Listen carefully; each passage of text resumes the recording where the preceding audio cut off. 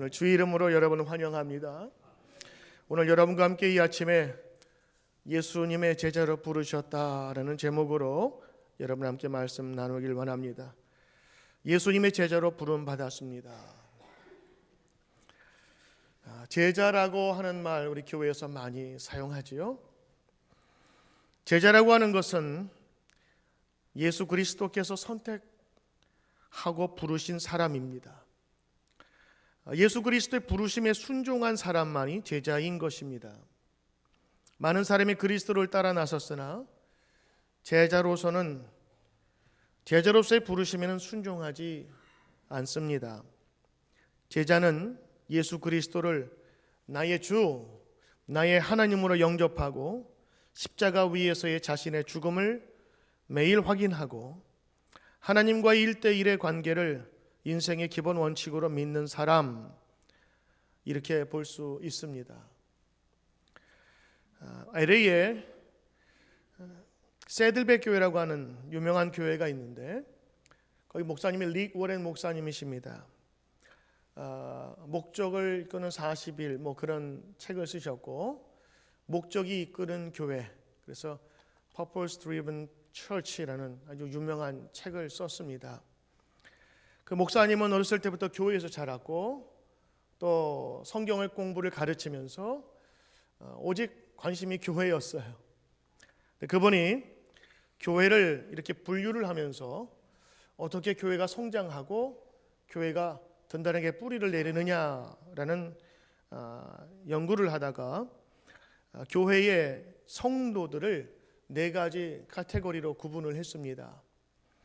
첫째, 교회에는 클라우드, 군중이 있대요. 그래서 큰 교회의 모습을 보면 클라우드가 다 거기에 있다는 것입니다.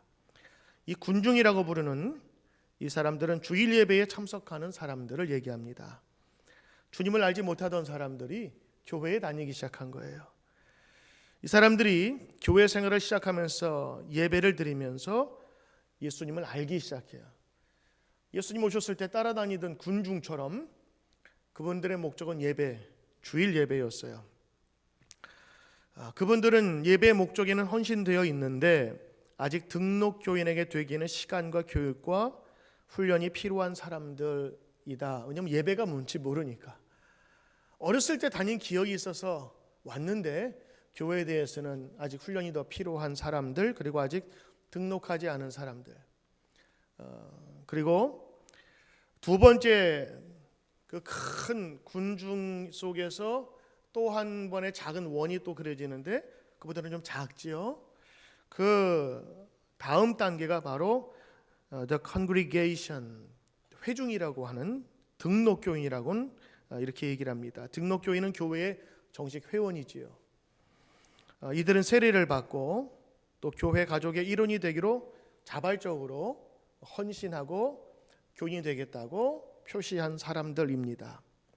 이제는 그 교회가 나의 교회로, 섬길 교회로 작정하신 분들을 이야기합니다. 이제 이분들은 단순한 예배의 참석자가 아니라 교회 이런저런 사역에 참여하고 활동하는 의지를 갖게 되는 것입니다. 이 등록교인은 예배라는 목적만이 아니라 성도와의 교제에 그 동의를 한 것이죠. 세 번째, 큰 군중과 또 컨그리게이션, 회중이 등록교인이 있다면 거기에 더 작은 원이 있어요. 그 더 작은 원의 구성원들은 바로 The Committed, 헌신된 사람들, 이 그룹을 얘기합니다. 이들은 이제 3가지 일에 헌신하게 되어 있는데, 첫째로 매일 경건의 시간을 가지고 기도하고, 둘째로 수입의 10분의 1을 드리는 11조와 각종 교회의 의무금을 이행하고, 세 번째로 소그룹 모임에 적극적으로 참여하며, 이 3가지 영적 습관이 바로 영적 성숙을 위해 꼭 필요한 것임을 아는 사람들, 이 사람들이 이제 커미티드라고 하는 헌신된 자 그룹, 이렇게 분류를 합니다. 그리고 마지막, 교회에 하나, 둘, 셋, 그리고 마지막 중심에 있는 이 The Core, 중심 그룹이 있는데, 이 중심 그룹은 바로 교회의 핵심 멤버라고 하면서 가장 작은 그룹이면서 가장 깊은 수준의 헌신을 나타내는 사람들입니다. 이 사람들을 가리켜 제자 그룹이라. 그들은 교회학교 교사로, 부장으로, 성가대로, 혹은 식당의 봉사로 성도들을 섬기고, 또 선교지에 또 여러 가지 후원이나 기도를 하면서 섬기며 이끌어가는 사람들이다. 이 사람들이 없으면 교회는 멈춰서게 되고 핵심 멤버가 교회의 중심을 이루게 됩니다. 이 코어가 바로 제자 그룹이다, 이렇게 얘기를 했어요. 릭 워렌 목사님은 오랜 세월 동안, 아니 평생을 교회에서 있으면서 이 코어 그룹을 제자 그룹으로 보았던 거예요. 그래서 믿음이 성숙된다라고 한다는 사실은요, 이 바깥의 군중에서 조금씩 안으로 들어오는 거예요. 군중이 되면 교회의 화려한 외관과 또 명성과 시설을 바라보면서 외적인 것에 관심 갖지만 점차로 들어오면서 예수님의 말씀을 순종하고 이해하고 따르려는 그런 마음들이 생기게 되는 것이지요. 저는 여러분, 제자에 대한 정의가 여러 가지가 있지만 오늘 특별히 성경에서 말하는 제자, 특별히 예수님께서 말씀하셨던 제자의 어떤 조건들, 그리고 성경에서 말하는 또 다른 제자의 이야기들을 함께 나누면서 우리 교회와 여러분들이 좀 더 성숙한 우리 그리스도인의 제자로 성장하기를 원합니다. 제자는 말씀드렸던 것처럼 예수님께서 선택하시고 부르신 사람, 그리고 그 부르심에 순종한 사람이라 먼저 전제로 말씀드렸습니다. 모든 사람들이 영적으로 성숙하기를 예수님은 바라고 계셨는데 사람들이 다 똑같지 않음을 예수님께서도 알고 계신 것 같아요. 그래서 어떤 사람은 군중을 먹이셨어요. 군중으로 먹이셨어요. 그래서 오병이어를 통해서 다 음식을 제공했죠. 군중들을 상대하신 거예요. 때로는 성도들을 모으시고 헌신된 자들을 세워서 핵심 멤버들을 훈련시켰어요. 이 사람이 12제자 혹은 70인의 제자들을 그들이 성도의 수준에 맞게 뽑고, 또 뽑은 제자들은 특별히 가르치고 훈련하여서 같이 생활까지 하게 되는 것입니다. 예수님도 이 신앙생활을 군중에서부터 점차로 코어 그룹, 제자의 그룹으로 이끄셨던 것을 보게 되는 것이지요. 군대의 힘은요, 얼마나 많은 군인들이 그 부대의 식당에서 맛있게 밥을 먹는가가 아니라 전쟁 상황이 벌어졌을 때 각 병사들이 최전선에서 얼마나 용감하게 효과적으로 임무를 수행하는가에 달려 있다고 보죠. 교회도 마찬가지입니다. 교회의 힘은 어떻게 나타나느냐? 성경에 얼마나 많이 모였느냐? 1년 예산이 얼마냐라고 평가된 적은 없습니다. 교회에 얼마나 많은 제자들이 있고 그 제자들이 어떤 능력을 발휘하였는가가 나타났을 뿐입니다. 왜 초대교회 하느냐? 사람들이 늘어나서 초대교회가 아니었어요. 구제 문제 때문에 서로 싸웠기 때문에 그것을 잘 해결해서 초대교회가 아니라 성령이 임하셨잖아요. 그래서 그 성령의 능력으로 그토록 두려워하며 문 닫았던 그곳을 빗장을 열고 담대히 나갔는데 오히려 세상이 두려워하는 사람들이 되었다. 그 초대교회의 능력이 거기에 있는 거 아니겠어요? 그들은 성령을 통해서 참 제자가 된 그런 사람이었습니다.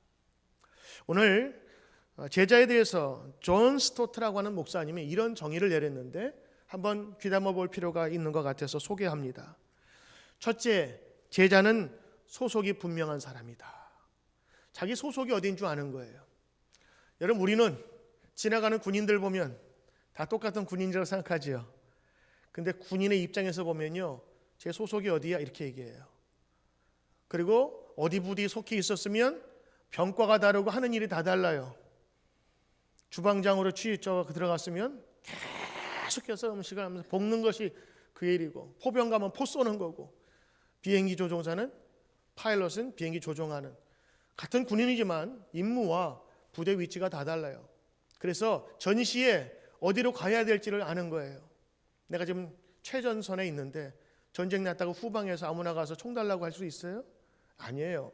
같은 군인이라도 자기의 소속이 있고 자기가 맡은 임무가 있는 것입니다. 제자는 이런 것이라고 하는 거예요. 이 세상에 살고 있어요. 모든 믿지 않는 사람과 다 살고 있어서 다 똑같은 사람으로 보여요.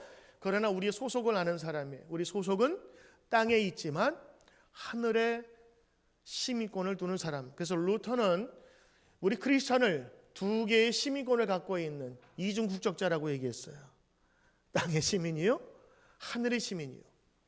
하나님을 알지 못하는 사람은 이 땅에서 살다가 죽는 것이 그의 인생의 전부지만, 제자는 이 땅에 살지만 하늘의 시민권을 두고 우리가 이 세상에 마치면 또 다른 영원한 생명을, 그곳에서 살 수 있는 하나님의 백성임을 안다고 기억하고 있는 것입니다. 제자는 세상과 하나님 나라 사이에 양다리에 걸치는 사람이 아니라 분명히 섬길 대상이 있다고 하는 것입니다. 그래서 하나님 나라와 영광을 위해서 그 인생을 함께 나누며 바치는 분명한 사람들이다. 제자의 그 신분을 얘기하고 있는 거예요. 존 스토트, 이 복음주의 신학자 목사는 제자도에서 이렇게 말씀했습니다. 십자가를 대하는 두 가지 태도가 있는데, 하나는 거기에서 도망치는 것이고 하나는 거기에 머무르는 것입니다. 거기에서 죽는 것입니다. 우리가 십자가를 대하는 태도가 이 둘 중 하나라고 하는 것입니다. 그 중간은 없대요. 여러분, 신앙생활하면서 우리가 하나님의 복 받길 원하죠. 더 편하길 원하죠. 더 많이 가지길 원하죠. 근데 그게 복음의 전부는 아니잖아요. 그런데 교회나 사회가 안정되면서 이 하나님의 십자가 앞에서 같이 따르는 사람보다는 우리의 모든 관심이 더 달라고, 더 소유하고, 더 높아지는데 관심을 가져. 이걸 번영신학이라 합니다. 지난주에 말씀드렸던 것처럼 번영신학이 나쁜 게 아니에요. 왜요? 지독히 못 살 때에는요, 가난을 해결하는 것이 인생의 목적이 될 수 있어요. 그렇잖아요? 그러나 그의 인생이 점점 풍요해지고 하나님의 은혜 가운데 있어서 이제는 하나님 앞에서 감사함으로 그 뜻을 따르려고 하는 그 수준이 되었는데도 불구하고 우리의 믿음 수준이 계속 달라고만 한다면 그때부터는 신앙에 대해서 다시 한번 생각해 봐야 되지 않을까요? 하나님 우리나라에 우리 성도들에게 참 놀라운 은혜를 주셔서 정말로 감사한 일들을 많이 주셨어요. 그렇다면 이제는 주신 은혜로 과연 무엇을 해야 할까라는 질문을 한번 해봐야 되지 않겠습니까? 때로는 우리는 그런 유혹 받습니다. 신앙생활 좀 편하게 하고 싶다. 누가 간섭 좀 안 하고 싶다. 신앙생활을 하면 성도들에게 이런 마음이 들어요. 은혜 받으면 무언가 하고 싶다라는 마음이 드는 거예요. 무언가 내가 받은 걸 좀 나눠주고 싶은 마음이 들어요. 그런데 그 일을 하다가 흔히 말해서 우리 가운데 하나님의 은혜와 구원의 감격이 사라지게 되면 이런 똑같은 얘기해요. 나 좀 가만 놔뒀으면 좋겠어. 부담이 돼.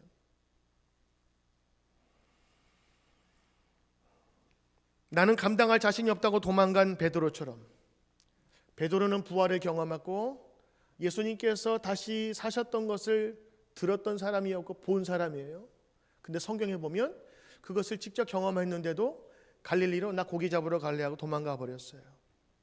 그때 갈릴리 현장에 나타나 예수님께서 그를 다시 세우시기 전까지는 그가 믿음이 없는 것처럼 살았던 사람임을 보게 됩니다. 그는 제자로 부름받았지만 때로는 하나님의 영이 거하지 않으니 오히려 믿는 사람들보다, 믿지 않는 사람보다 더 예수님을 방해하고 부인한 것처럼 보이게 됩니다. 오늘 우리의 삶에 바로 소속이 분명한 사람, 그 사람이 제자라는 것을 오늘 다시 한번 이 스토트 목사님의 주장을 통해서 확인하게 됩니다. 나중에 베드로가 자기의 소속을 알게 되죠. 주는 그리스도시요 살아계신 하나님의 아들이십니다라고 했던 고백으로 다시 돌아가면서 예수님께서 찾아오셔서 그에게 양들을 부탁했을 때 그제서야 무릎 꿇고 예수의 제자로 돌아서게 됩니다. 자기의 소속을 분명히 깨닫는 순간 그는 예수님의 진정한 사도로 바뀔 수 있었던 것입니다. 두 번째는 여러분, 제자는 주도권을 예수님에게 넘긴 사람이다, 이렇게 볼 수 있어요. 인생의 주도권 싸움이거든요. 하나님을 믿기 전에는 하나님 대신에 내 주먹을 믿겠다 하는, 내 생각을 믿겠다는, 그래서 하나님 없이도 살 수 있다고 생각해요. 왜요? 주도권은 나에게 있으니까. 내 인생은 나의 것이라는 옛날 노래 있죠. 꼭 중고등부 학생들이 이거 많이 불렀어요. 엄마들한테 들으라고. 내 인생은 나의 것, 주도권은 나에게 있다고 하는 거예요. 보통 제자가 스승을 선택하지요. 자신이 원하는 학교와 교수와 과와 전공을 선택하여 찾아갑니다. 근데 예수님께서 제자를 부르실 때에는 예수님이 제자를 부르셨다 말씀하고 계십니다. 이것을 전적인 주님의 주도권이라고 부르는데, 우리 집사님 그 뒤에 보시면 성경 구절이 있거든요. 요한복음 15장 16절에 보면 이런 말씀이 있습니다. 너희가 나를 택한 것이 아니요 내가 너희를 택하여 세웠나니. 예수님께서 말씀하셨어요. 제자는요, 내가 믿고 싶어서 믿게 된 게 아니라 주님께서 택하시고 인정하신 거예요.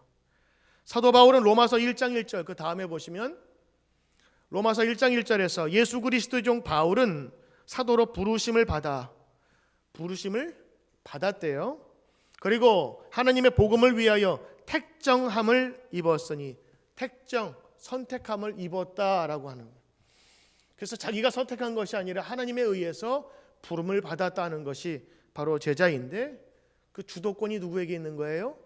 바로 주님에게 있다고 하는 거예요. 여러분, 믿기 시작하면, 신앙을 갖기 시작하면 그때부터 주도권 싸움이 시작돼요. 내가 하고 싶은 일이 있죠. 근데 하나님의 뜻이 있잖아요. 이제 여러분 생활하다 보면 이게 부딪히거든요. 그러다가 이 부딪힐 때에 내가 주님 앞에 순종하겠습니다 하면서 엎드리는 순종의 단계에 들어서면 신앙이 또 올라가고, 또 어떨 때는 하나님 좀 참견하지 마세요 라고 이야기할 때도 있는 그 갈등이 바로 우리 신앙생활인데, 순종을 얼마큼 많이 하느냐가 바로 믿음의 성숙도를 보여준다고 우리는 볼 수가 있겠죠.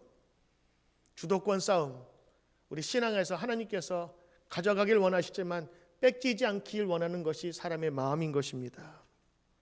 흥미로운 사실은 예수님이 제자를 부르실 때에 그 당시에 잘 나가는 사람도 있었잖아요.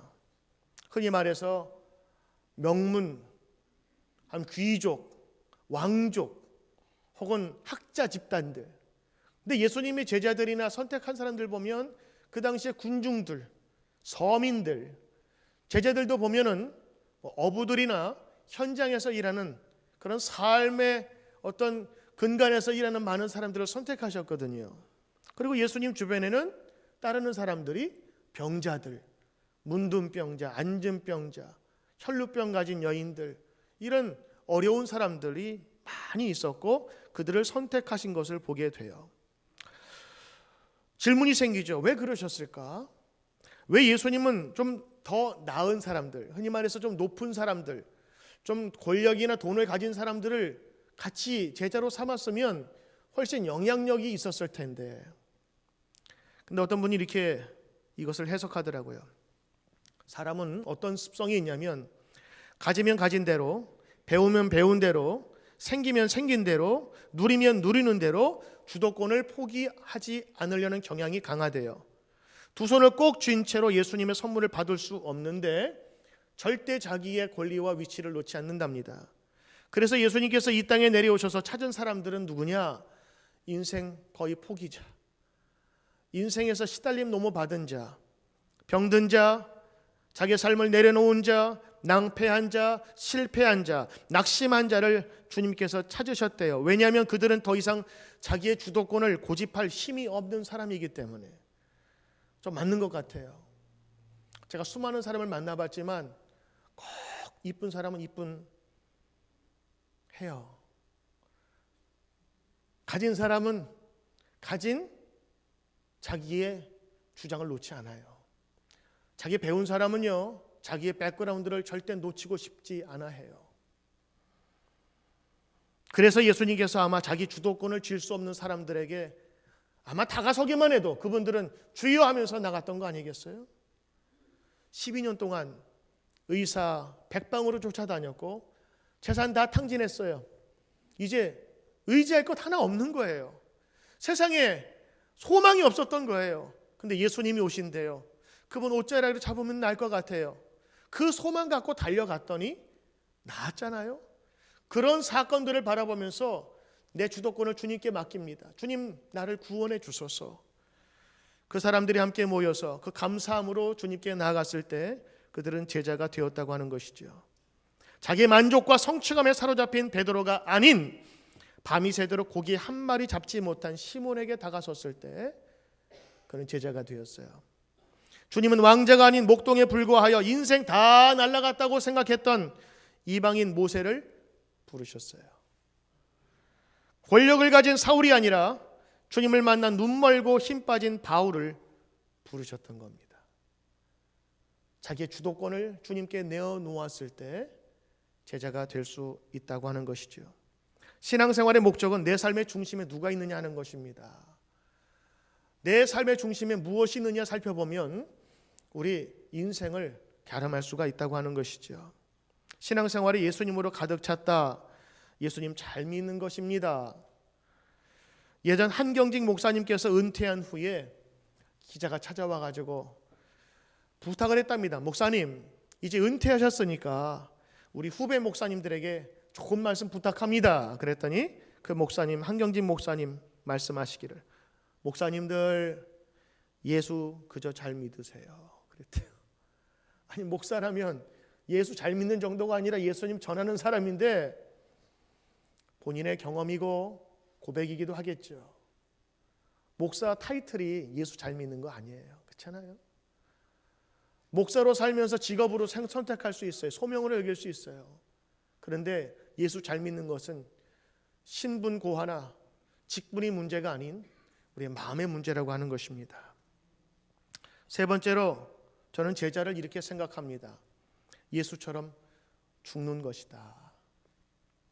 예수님의 제자가 된다는 것은 그를 따르며 그분의 뜻을 받아들인다는 의미입니다. 우리 뒷장을 넘겨보시면 마태복음 16장 24절에 이에 예수께서 제자들에게 이르시되 아무든지 나를 따라오려거든 자기를 부인하고 자기 십자가를 지고 나를 쫓을 것이니라 말씀하셨습니다.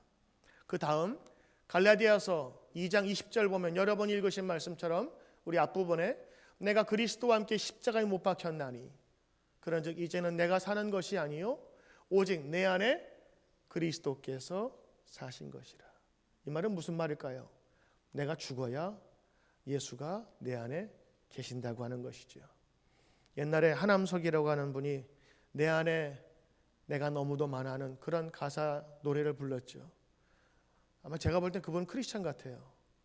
내 안에 내가 너무 많은 거예요. 누가 난지 모르겠어요. 이제 내 나를 다 없애야 주님께서 돌아오십니다라는 그런 고백이 오늘 우리에게 필요하지 않을까요? 예수님은 말씀하셨습니다. 자기 십자가를 지고 나를 따르라. 사도 바울은 얘기합니다. 내가 그리스도와 함께 못 박혀 죽었나니 그래서 예수님께서 내 안에 계신 것이라. 저는 오늘 특별히 신약에서 예수님과 사도 바울의 제자의 참된 모습을 살펴보길 원해요. 그것은 바로 죽는 것입니다. 죽는 것으로 사도 바울은 자기의 제자도를 완성하려고 했어요. 그래서 매일매일 죽는데요. 내 안에 괴물이 있거든요. 그래서 사도 바울의 이 표현을 보면 초기에는 자기는 죄인이라 그렇게 고백하고 마지막에 바울이 선교지에서 순교당할 즈음에는 자기 자신을 뭐라고 표현하면 나는 죄인 중에 괴수로, 죄인 중에 괴물이라고 표현하고 있어요. 아니 선교도 많이 했으면 이제는 조금 순화되고 이제는 죄인에서 조금 소인으로 좀 바뀌었습니다 고백해도 되지 않겠어요? 근데 예수님의 은혜를 경험하고 하나님의 영광에 나가다 보니까 예전에는 어두울 때는 보이지 않던 때와 찌꺼기와 그 모든 더러운 것들이 주님의 영광의 빛에 나가면 나갈수록 아주 조그만 죄까지 보이게 된 거예요. 예전에는 죄인이라고 생각했던 자기가 하나님의 영광에 가까이 가자마자 죄인의 괴수처럼 보이기 시작했다 고백하는 거예요. 저는 오히려 이것이 솔직한 고백이라고 생각합니다. 나 신앙생활 20년 했습니다. 나 장로 25년 차입니다. 나 목사 50년 해서 은퇴했습니다 라면서 자기의 경력을 자랑하기보다 오히려 겸손하게 주여 내가 죄인입니다. 내가 죄인의 괴수입니다라고 고백했던 이 사도 바울의 고백이야말로 참된 제자의 고백이 아닐까 싶어요. 사도 바울은 그가 죽는 것, 죽어야 내가 십자가에서 그리스도와 함께 못 박혀야 주님께서 내 안에 계셔 살아계신다고 그는 고백하고 체험했어요. 맞아요. 성도는요, 그래서 잘 죽어야 돼요. 무엇이 죽어야 될까요? 우리 육신은 살아야 되겠죠. 그러나 우리의 정욕이 죽어야 되겠죠. 우리의 경험과 생각이 죽어야 되겠죠. 미움이 죽어야 되겠죠. 원망이 죽어야 되겠죠. 세상을 따라가는 이 세상의 정욕, 그리스도 앞에서 모두 죽어야 되지 않겠습니까? 우리 목회를 하면서 이런 일이 있었어요. 한 집사님이 교회에서 열심히 봉사하는 아주 충성된 집사님이셨습니다. 어느 날 집에 들어갔는데 다른 집사님에게 전화가 왔어요. 다짜고짜 심한 욕설을 하면서 도대체 이게 뭐냐고, 왜 이렇게 했냐 그러면서 엄청난 욕을 다 들었어요. 한 10분 정도 그 큰 시간이 지나간 후에 멍한 마음으로 저한테 전화를 걸어오셔가지고 도대체 내가 이해가 안 된다고, 내가 왜 이런 일을 하면서 교회 일을 해야 되는지 모르겠다고 상담을 하기 시작했어요. 제가 보니까 두 분 다 열심히 하는 집사님인데 분명히 무슨 오해가 있었기 때문에 그럴 수도 있었겠고, 또 어떤 면에 좀 심하게 할 수도 있었지 않겠어요? 두 분 다 어떻게든 하나님 앞에서 바로 서야 되는 분인데 지금 관계가 지금 심하게 틀어졌어요. 한 분은 당했다 그러고 한 분은 자기가 이미 어려운 일을 당했다고 그러고, 오해가 점점 큰 그 불길을 만들어 버렸습니다. 그분이 전화 와서 상담을 하면서 전화로 할 수가 없어서 제가 찾아가서 말씀을 드렸어요. 집사님, 신앙생활은요 뭐 열심히 잘하는 게 아니라 제가 보니까 잘 죽는 거더라고요. 우리 예수님 잘 믿는 거는 뭐냐면 죽어야 될 때 죽는 거예요. 승질 나시죠? 집사님, 우리 함께 죽읍시다. 나도 죽고 집사님도 죽고. 그분이 저희 하는 말을 알아들었어요. 그 다음 주일날 와서 같이 얼굴을 대는데 그 속에서는 왜 그 사람 보면은 왜 속에서 이렇게 울컥 안 하겠어요? 억울하게 당했는데, 내가 뭐 때문에, 내가 주의 일 하다가 그랬는데, 잘못한 일도 없는데 오해해가지고 일방적으로 당한. 근데 그분이 참 처신을 잘했어요. 아무것도 없는 것처럼 똑같이 대하고. 근데 나중에 알고 보니까 그렇게 막 퍼부었던 분이 자기가 잘못 오해한 걸 알게 되었잖아요.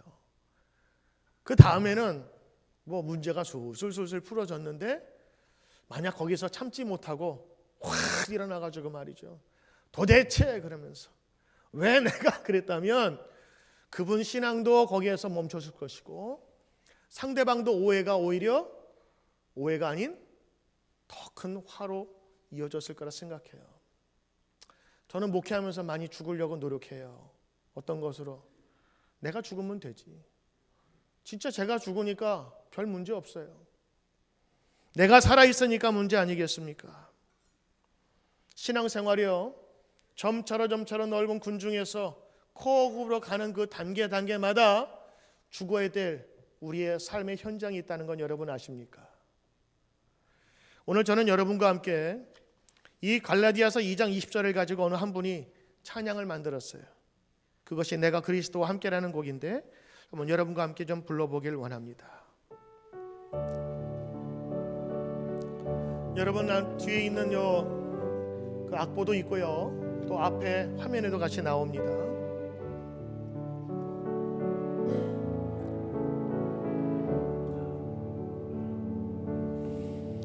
내가 그리스도와 함께 십자가에 못 박혔나니, 그런즉 이제 내가 산 것 아니요 오직 내 안에 예수께서 사신 것이라. 이제 내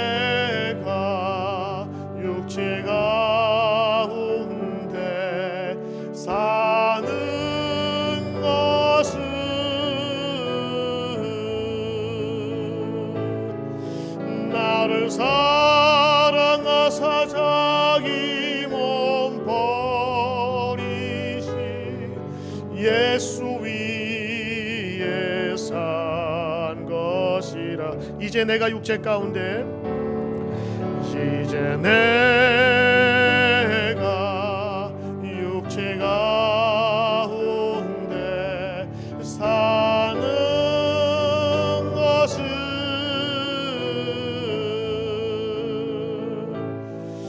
나를 사랑하사 자기 몸 버리신 예수 위에 살 것이라. 참된 제자는 십자가의 자신을 자주 못 박는, 더 쉽게 말하면 내가 하나님 앞에서 죽는 것이고 내 주도권을 주님의 뜻이라면 내가 순종하겠습니다 맡기는 것입니다. 그래서 여러분, 믿음 생활하면서 말씀이 갈급하고 말씀대로 살길 원하는 그런 마음이 막 생길 때가 있거든요. 그때에 오히려 더 많이 부딪힘을 느끼는 것 여러분 경험하셨어요? 내가 잘 안 믿거나 대충 믿을 때는요, 하나님 말씀을 들으면 좋은 말씀이다 라고만 생각돼요. 그런데 그것이 나하고 부딪힐 때 실제로는 그게 신앙의 성숙이 되는 겁니다. 그때 내가 죽는 연습을 하나씩 하나씩 해가는 거예요. 그게 바로 제자됨의 참된 모습이고, 사도 바울은 이것을 자기의 믿음의 고백으로 여기면서 날마다 죽기를 사모했습니다. 오늘 제가 십자가를 따르는 예수님의 제자, 그리고 오늘 말씀처럼 십자가에서 죽는 십자가의 제자의 도를 이야기하면 어떤 분들은 지금 먹고 살기도 힘들고 인생이 힘든데 왜 자꾸 고난받으라고 그러지? 여러분, 저는 고난받으라고 하는 이야기가 아니라 여러분이 십자가 앞에서의 영광을 바라보고 그 길을 걸어가라고 하는 거예요. 왜냐하면 이 십자가의 길은요, 고난의 길만 아니라 영광을 위한 길이기 때문에 그런 거예요. 사도 바울은요, 자기가 평생을 가면서 이 십자가의 길을 십자가로 생각하지 않았어요. 왜요? 십자가 뒤에 주시는 하나님의 영광을 바라보았기 때문이죠. 예수님은 이렇게 말씀하셨습니다. 우리 뒷장에 보면 마가복음 10장 29절에 이렇게 되어 있어요. 예수께서 이르시되 내가 진실로 진실로 너에게 이르노니 나와 복음을 위하여 집이나 형제나 자매나 어머니나 아버지나 자식이나 전토를 벌인 자는 현세에 있어서 집과 형제와 자매와 어머니와 자식과 전토를 100배나 받되 박해를 겸하여 받고 내세의 영생을 받지 못할 자가 없느니라. 이 말은 꼭 아버지 어머니 버리라는 그런 얘기가 아니라 주도권과 프라이어리티, 우선권을 어디에 두냐라고, 예수님께서 프라이어리티, 주도권을 내어주고 십자가 중심으로 사는 사람에게는요, 그 버림으로 오히려 더 얻게 되는 하나님의 축복을 주신다는 예수님의 말씀이었고, 또 하나 뒤로 가시면 사도 바울은 이렇게 고백했습니다. 우리의 소망이나 기쁨이나 자랑의 면류관이 무엇이냐? 예수님께서 강림 다시 오실 때에 우리 주 예수 앞에서 너희가 아니냐? 너희는 우리의 영광이요 기쁨이니라.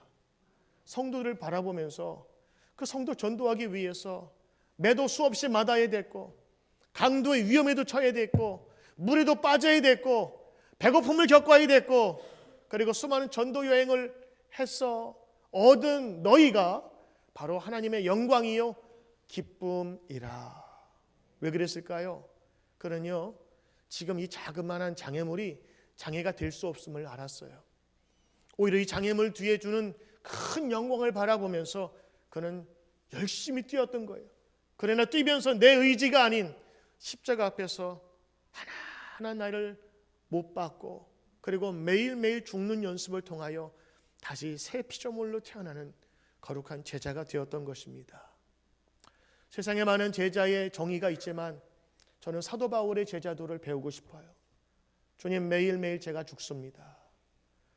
주일날 올 때도요, 여러분 드러내려고 교회 오면 안 되죠. 교회에서 죽는 연습하러 오는 거예요. 내가 이렇게 살았는데 하나님 나를 죽여주소서. 내가 십자가 앞에 못 박히길 원합니다. 그래서 용서할 수 없는 사람이 십자가 앞에 서게 되면 용서할 수 있게 되는 거예요. 왜? 내 주도가 내 생각으로는 용서가 안 돼요.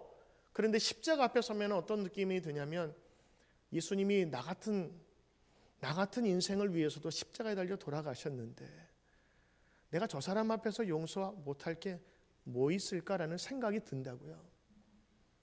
사도 바울은 그래서 자기를 배신하고 떠났던 누구죠?